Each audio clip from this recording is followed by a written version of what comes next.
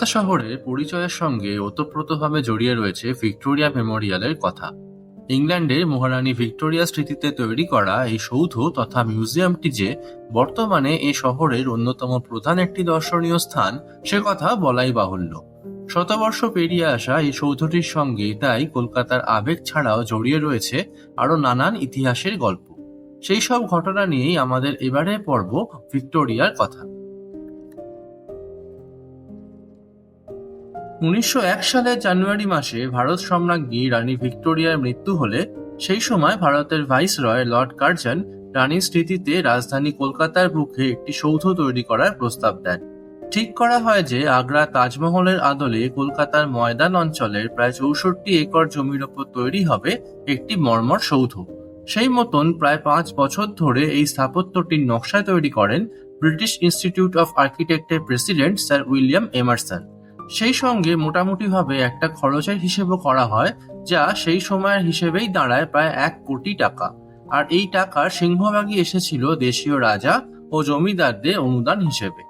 এরপর 1906 সালে রানী ভিক্টোরিয়ার ভাই রাজা পঞ্চম জর্জের হাত ধরে এই ভবনটি শিলান্যাস করা হলেও নির্মাণের কাজ শুরু হয় আরো প্রায় 4 বছর পর 1910 সালে।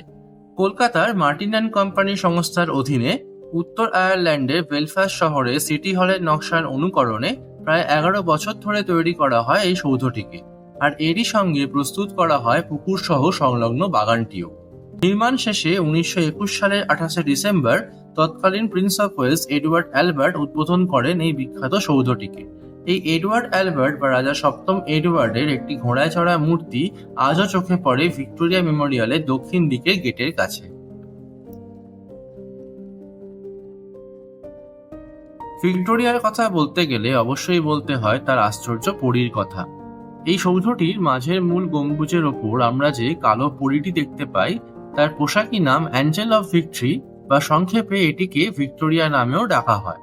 1920 সাল নাগাদ ইংল্যান্ডের শেল্টেনহ্যাম শহর থেকে কলকাতায় আনা হয় এই ব্রোঞ্জের মূর্তিটিকে, যেটি ভিক্টোরিয়ার ওপর বসানো হয় মূলত একটি লাইটনিং অ্যারেস্টার হিসেবে। তবে এরই সঙ্গে বাতাসের দিকের উপর নির্ভর করে এই পরীটির ঘোরার ব্যবস্থাও ছিল, যা থেকে শুরুর দিকে সাধারণ মানুষের মনে হয়েছিল এই পরীটিকে বসানো হয়েছে গোটা কলকাতা শহরের ওপর নজরদারি করার জন্য। 1978 সাল নাগাদ যান্ত্রিক সমস্যায় পরীর ঘোরা বন্ধ হয়ে গেলে জেসপ অ্যান্ড কোম্পানির সাহায্যে তাকে আবার সচল করা হয়। পরিশেষে ভিক্টোরিয়া প্রসঙ্গে আরো দুটো কথা বলতেই হয়। প্রথমত, যে জমিতে আজ ভিক্টোরিয়া মেমোরিয়াল রয়েছে, আগে সেখানে ছিল প্রেসিডেন্সি জেল, যাকে সেই সময় হরিণবাড়ি নামেও ডাকা হতো। এই সৌধটি তৈরি করার প্রস্তাবের পর জেলখানাটি সেই জমি থেকে সরিয়ে আলিপুরে স্থানান্তরিত করা হয় এবং এটি এখন একটি মিউজিয়ামে পরিণত হয়েছে। আর দ্বিতীয়ত, শোনা যায় 1943 সালে দ্বিতীয় বিশ্বযুদ্ধের সময় জাপানি বিমানের আক্রমণের ভয়ে শ্বেত পাথরের তৈরি ভিক্টোরিয়া মেমোরিয়ালকে সম্পূর্ণভাবে কালো রং করে দেওয়া হয়েছিল।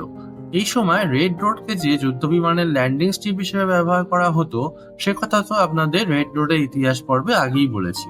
তবে এরপর থেকে ভিক্টোরিয়া সর্বদাই তার শুভ্র রূপে মুগ্ধ করেছে হাজারো দর্শনার্থীকে।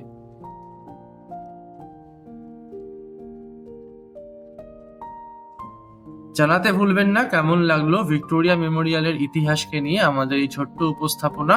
আর পুরনো কলকাতার এরকমই আরো অনেক অজানা গল্প শুনতে অবশ্যই সঙ্গে থাকুন কলকাতার গল্প কথা চ্যানেলে।